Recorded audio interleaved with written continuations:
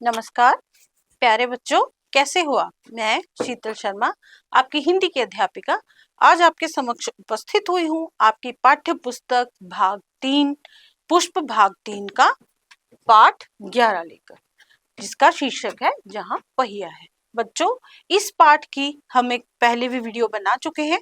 ये पाठ जो कि एक पाठ बहुत ही लंबा है, तो इसकी 2 वीडियोस बनेंगी।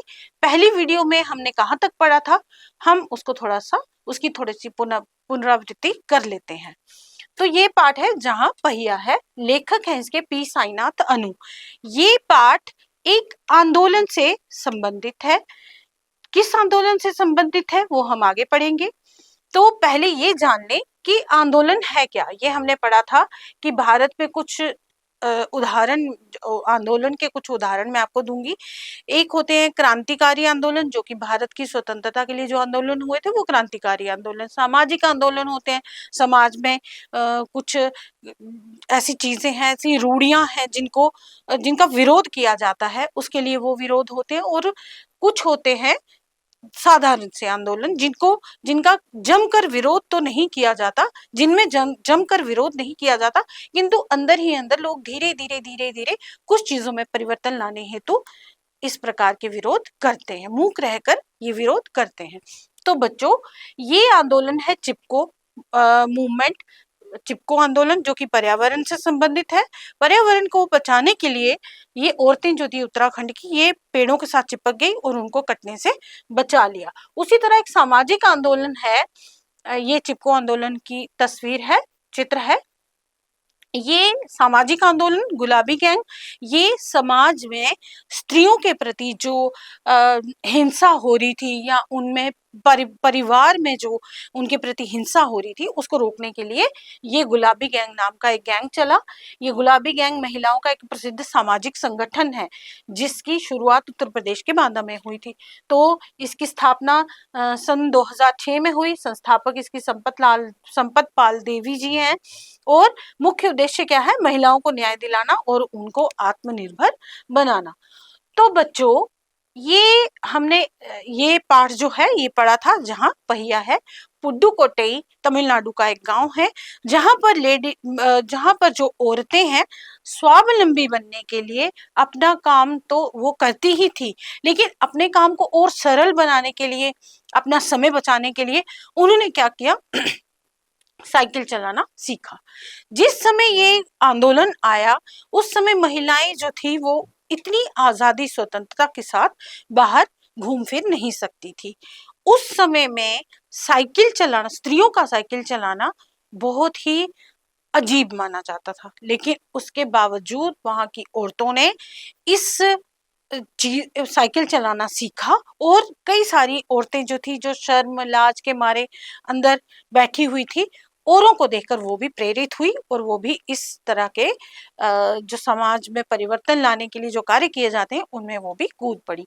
तो ये पाठ हमने पढ़ा था यहाँ तक। अब हम इसको आगे शुरू करते हैं। साइकिल प्रशिक्षण शिविर देखना एक असाधारण अनुभव है। अब साइकिल प्रशिक्षण केंद्र क्या है, जहां पर औरतों को साइकिल चलाने की ट्रेनिंग दी जा रही है। किला कुरुचि गांव में सभी साइकिल सीखने वाली महिलाएं रविवार को इकट्ठी हुई थी। साइकिल चलाने के आंदोलन के समर्थन में ऐसे आवेग देखकर कोई भी हैरान हुए बिना नहीं रह सकता। अर्थात जब महिलाएं इतवार को, जब थोड़ा सा उनके पास समय होता, तो वह इस ट्रेनिंग सेंटर में आती और साइकिल चलाना सीखती। वहां पर इतनी सारी जो स्त्रियां थी वो इकट्ठी होकर आती थी। उस आवेग को देखना जो था, उसको देखकर कोई भी हैरान हुए बिना नहीं रह सकता था। उन्हें इसे सीखना ही है। साइकिल ने उन्हें पुरुषों द्वारा थोपे गए दायरे के अंदर रोजमर्रा की घिसी पिटी चर्चा से बाहर निकलने का रास्ता दिखाया। वही रोज का काम, उठना, पानी लेने जाना, खाना बनाना, बच्चों को तैयार करना, फिर खाना बनाना, घर के जो दिनचर्या में जो कार्य आते हैं उन कार्यों को कर और पुरुषों पर आधारित ये महिलाएं जो थी, उनको इस दायरे से बाहर आना था। तो ये तब साइकिल चालक गाने भी गाती हैं, तब साइकिल चालक अर्थात जिन्होंने अभी अभी साइकिल चलाना सीखा है। उन गानों में साइकिल चलाने को प्रोत्साहन प्रोत्साहन अर्थात उसको उन्होंने सिखाया कि साइकिल कैसे चलाना है, और लोगों को और भी स्त्रियों को साइकिल चलाने के लिए प्रेरित किया। इनमें से एक गाने की पंक्ति का भाव है, ओ बहिना ओ आ सीखें साइकिल घूमे समय के पहिए संग। जिन्हें साइकिल चलाने का प्रशिक्षण ट्रेनिंग मिल चुका है, उनमें से बहुत बड़ी संख्या में साइकिल सीख चुकी महिलाएं अभी नई नई साइकिल सीखने वाली महिलाओं को भरपूर सहयोग देती हैं। उनमें यहाँ न केवल सीखने सिखाने की इच्छा दिखाई देती है, बल्कि उनके बीच ये उत्साह भी दिखाई देता है कि सभी महिलाओं को साइकिल चलाना सीखना चाहिए। वर्तमान समय में बच्चों ये नहीं है कि सिर्फ पुरुष ही गाड़ी चलाएंगे। आजकल क्या है, ये एक एक एक हमारी जरूरत बन गई है। हर किसी को गाड़ी चलाना आना चाहिए, ये आज की हमारी एक जरूरत है। 1992 में अंतरराष्ट्रीय महिला दिवस के बाद अब ये जिला कभी भी पहले जैसा नहीं हो सकता। देखो हैंडल पर झंडियां लगाए घंटियां बजाते हुए साइकिल पर सवार 1500 महिलाओं ने पुडुकोट्टई में तूफान ला दिया। महिलाओं की साइकिल चलाने की इस तैयारी ने यहाँ रहने वालों को हक्का बक्का कर दिया। इस सारे मामले पर पुरुषों की क्या राय थी? अब उनका पक्ष तो हमने देख लिया कि स्त्रियों में क्या क्या बदलाव आए, उनको किस किस काम कौन कौन सा काम करने में उनको आसानी हुई और उन्होंने क्या महसूस किया। अब आते हैं पुरुषों की तरफ। जब महिलाओं ने साइकिल चलाना सीखना आरंभ किया, या साइकिल चलाना सीखने के दौरान या साइकिल चलाना सीखने के बाद, पुरुषों की राय क्या थी? इसके पक्ष में आर साइकिल्स के मालिक को तो रहना ही था, अर्थात जिस ब्रांड की साइकिल उस समय चलती थी। इस अकेले डीलर के यहाँ लेडीज साइकिल की बिक्री में साल भर के अंदर काफी वृद्धि हुई। बच्चों पहले जो लेडीज साइकिल आता था और जो जेंट्स अर्थात महिलाओं के लिए साइकिल और पुरुषों के लिए साइकिल में बनावट में थोड़ा सा फर्क होता था, अंतर होता था। माना जा सकता है कि इस आंकड़े को दो कारणों से कम करके आंका गया। पहली बात तो ये कि ढेर सारी महिलाओं ने जो लेडीज साइकिल का इंतजार नहीं कर सकती थी, जेंट्स साइकिल खरीदने लगी। अब जब लेडीज साइकिल की मांग लगातार बढ़ रही थी तो वो बाजार में मांग पूरी नहीं हो रही थी, तो महिलाओं ने महिला वाली साइकिल का इंतजार नहीं किया, उन्होंने जो साइकिल पुरुषों के लिए बनी थी उसी पर सीखना आरंभ कर दिया। दूसरे उस डीलर ने बड़ी सतर्कता के साथ ये जानकारी मुझे दी, उसे लगा कि वह बिक्री कर विभाग का कोई आदमी है। हाँ, बिक्री कर विभाग मतलब इनकम टैक्स का आदमी है। उसके बाद क्या हुआ? कुदीमी अन्नामलाई की चिलचिलाती धूप में एक अद्भुत दृश्य की तरह पत्थर के खदानों में दौड़ती भागती 22 वर्षीय मनोरमणि को लोगों ने साइकिल सिखलाते देखा। उसने मुझे बताया, हमारा इलाका मुख्य शहर से कटा हुआ है, यहाँ जो साइकिल चलाना जानते हैं उनकी गतिशीलता बढ़ जाती, गतिशीलता अर्थात उनकी स्पीड बढ़ जाती है। साइकिल चलाने से बहुत निश्चित आर्थिक निहितार्थ थे। इससे आय में वृद्धि हुई है। आय अर्थात उनकी जो इनकम है उसमें थोड़ी सी वृद्धि हुई है, इनकम उनकी बड़ी है।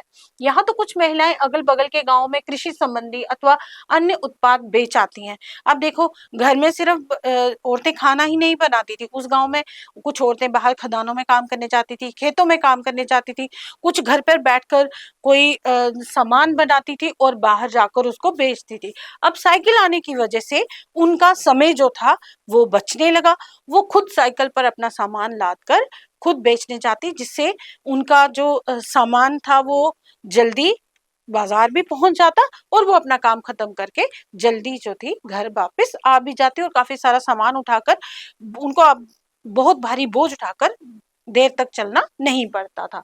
साइकिल की वजह से बसों के इंतजार में व्यय होने वाला उनका समय बच जाता है। अब देखो, एक तो बस में जब जाती थी तो किराया भी लगता था, अब वो किराया भी उनका बच जाता है। खराब परिवहन व्यवस्था वाले स्थानों के लिए तो ये बहुत महत्वपूर्ण है। अब हर गांव, उस समय हर गांव तक जो बस थी वो नहीं पहुंच पा रही थी, तो इन महिलाओं के लिए साइकिल सीखना तो और भी आवश्यक हो गया था। दूसरे, इससे इन्हें इतना समय मिल जाता कि ये अपने सामान बेचने पर ज्यादा ध्यान केंद्रित कर पाती। तीसरे, इससे ये और अधिक इलाकों में जा पाती हैं। अंतिम बात यह है कि अगर आप चाहें तो इससे आराम करने का काफी समय मिल सकता है। जिन छोटे उत्पादकों को बसों का इंतजार करना पड़ता था, बस स्टॉप तक पहुंचने के लिए भी पिता, भाई, पति या बेटों पर निर्भर रहना पड़ता था। वह अपना सामान बेचने के लिए कुछ गिने चुने गांव तक ही जा पाती थी, कुछ को पैदल ही चलना पड़ता था। जिसके पास साइकिल नहीं थी वह अब भी पैदल ही जाती हैं। फिर उन्हें बच्चों की देखभाल के लिए या पानी पीने का पानी लाने जैसे घरेलू कामों के लिए भी जल्दी ही भागकर घर पहुंचना पड़ता था। चाहे उनका सामान बिके या ना बिके, उनको जल्दी जल्दी सामान बांधकर घर आना पड़ता था। अर्थात समय जो था उनके लिए बहुत ही निश्चित था। अब साइकिल की वजह से कम समय में वो अपना कार्य जो थी वो निपटाकर जल्दी घर वापस आ जाती थी। अब जिनके पास साइकिल है वह सारा काम बिना किसी दिक्कत के कर लेती हैं। इसका अर्थ ये हुआ कि अब आप किसी सुनसान रास्ते पर भी देख सकते हैं कि कोई युवा माँ साइकिल पर आगे अपने बच्चों को बिठाए पीछे कैरियर पर सामान लादे चली जा रही है। वह अपने साथ पानी से भरे 2 या 3 बर्तन लिए अपने घर या किसी काम पर जाती देखी जा सकती है। इन पहलुओं से ज्यादा आर्थिक पहलू पर ही बल देना गलत होगा। उनको सिर्फ आर्थिक लाभ ही नहीं हुआ है, अर्थात सिर्फ पैसे का ही लाभ नहीं हुआ है, उनको और भी बहुत से लाभ साइकिल सीखने की वजह से हुए हैं। साइकिल प्रशिक्षण से महिलाओं के अंदर आत्मसम्मान की भावना पैदा हुई है, उनमें आत्मसम्मान आया है, ये बहुत महत्वपूर्ण है। फातिमा का कहना है, बेशक ये मामला केवल आर्थिक नहीं है। फातिमा ने ये बात इस तरह कही जिससे मुझे लगा कि मैं कितनी मूर्खतापूर्ण ढंग से सोच रहा था। उसने आगे कहा, साइकिल चलाने से मेरी कौन सी कमाई होती है, मैं तो पैसे ही गवाती हूँ। मेरे पास इतने पैसे नहीं है कि मैं साइकिल खरीद सकूं, लेकिन हर शाम मैं किराए पर साइकिल लेती हूँ ताकि मैं आजादी और खुशहाली का अनुभव कर सकूं। पुडुकोट्टई पहुंचने से पहले मैंने इस विनम्र सवारी के बारे में कभी इस तरह सोचा ही नहीं था। मैं कभी साइकिल को आजादी का प्रतीक नहीं समझता था। एक महिला ने बताया, लोगों के लिए ये समझना बड़ा कठिन है कि ग्रामीण महिलाओं के लिए ये कितनी बड़ी चीज है। उनके लिए तो ये हवाई जहाज जैसी बड़ी उपलब्धि है। लोग इस पर हंस सकते हैं, लेकिन केवल यहाँ की औरतें ही समझ सकती हैं कि उनके लिए कितना महत्वपूर्ण है। जो पुरुष इसका विरोध करते हैं वह जाएं और टहलें, क्योंकि जब साइकिल चलाने की बात आती है वह महिलाओं की बराबरी कर ही नहीं सकते। पी साई नाथ। तो बच्चों, उन महिलाओं का उन्होंने जो अनुभव किया साइकिल चलाने के बाद, उनको एक आत्मसम्मान और एक आजादी का अनुभव हुआ, है ना। कहाँ गांव की महिलाएं पैदल चल रही हैं सड़कों पर, पानी लेने जा रही हैं, घर का काम कर रही हैं, लेकिन सिर्फ एक साइकिल सीखने से उनमें आत्मसम्मान बढ़ा है और उन्होंने स्वतंत्रता का एहसास जो है उनको हुआ है। तो ये था जहां पहिया है। अब कुछ कठिन शब्द हैं जिनको अभी हम पढ़ेंगे। फबती, चोट लग करने वाली या चुभती बात। इंग्लिश में क्या करना, किसी को टॉन्ट करना। यकीन, विश्वास, घिसी पिटी जो बहुत दिनों से चली आ रही पुरानी। अब इसका प्रश्न अभ्यास है, उन जंजीरों को तोड़ने का जिनमें वे जकड़े हुए हैं कोई ना कोई तरीका लोग निकाल ही लेते हैं। आपके विचार से लेखक जंजीरों द्वारा किन समस्याओं की ओर इशारा कर रहा है, बताओ जरा। जंजीरें यहाँ पर लेखक ने किसको कहा है बच्चों? यहाँ पर जंजीरें लेखक ने रूढ़िवादी सोच को कहा है, रूढ़िवादी परंपराओं को कहा है। तो इस प्रश्न का उत्तर आप गृह कार्य के रूप में अपनी गृह कार्य वाली कॉपी पर लिखेंगे। थोड़ा सा इसको बड़ा करके, इलेबोरेट करके इसको विस्तार से लिखेंगे। क्या आप लेखक की इस बात से सहमत हैं? अपने उत्तर का कारण भी बताइए। बताओ, आपको लगता है कि क्या लेखक ये सही कह रहा है जंजीरें रूढ़िवादी परंपराओं को? क्यों? ये भी आपने अपनी कॉपी पर लिखना है। तो बच्चों, ये था हमारा आज का पाठ।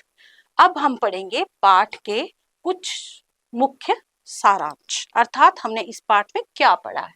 सामाजिक क्रांति और आंदोलन। पुडुकोट्टई भारत के सबसे पिछड़े जिलों में एक है। यहाँ की महिलाओं ने अपनी मुक्ति और गतिशीलता के लिए साइकिल को एक हथियार के रूप में चुना। ये कोई सामान्य शुरुआत नहीं थी, बल्कि पुरानी रूढ़िवादी परंपराओं की जंजीरों को तोड़ने के लिए एक बड़ा सामाजिक आंदोलन था। आत्मनिर्भरता और सम्मान। साइकिल ने महिलाओं को पुरुषों पर निर्भर रहने की मजबूरी से बाहर निकाला। वह अब अपना सामान खुद ला सकती हैं, बच्चों को स्कूल छोड़ सकती हैं और दूर दराज के इलाकों में आसानी से जा सकती हैं। अब आता है आर्थिक लाभ। आर्थिक लाभ क्या था? साइकिल चलाने से महिलाओं के समय की भारी बचत होती है। इससे वे अपने खेतों की उपज या अन्य सामान आसानी से आसपास के बाजारों में बेचकर अपनी आमदनी बढ़ा पाते हैं। उनको पैसों का भी लाभ हुआ है। महिलाओं की भागीदारी। अब महिलाएं समाज में अपनी हिस्सेदारी जो दे रही हैं, जिले के लगभग 1/4 महिलाओं ने साइकिल चलाना सीख लिया है। इसमें हर उम्र और पेशे की महिलाएं शामिल हैं, जैसे खेतीहर मजदूर, खदानों में काम करने वाली औरतें, नर्सें, आंगनवाड़ी कार्यकर्ता और अध्यापिकाएं। तो बच्चों, ये था हमारा आज का पाठ, जहां पहिया है और ये था उसका सारांश, अर्थात पूरे पाठ का सार। तो आशा है कि आपने ये पाठ अच्छे से समझा होगा और इसका जो गृह कार्य है वो आप अपनी गृह कार्य की कॉपी पर अवश्य लिखेंगे। इसी के साथ मैं शीतल शर्मा लेती हूँ आपसे आज्ञा। मिलते हैं अगली वीडियो में, तब तक के लिए नमस्कार।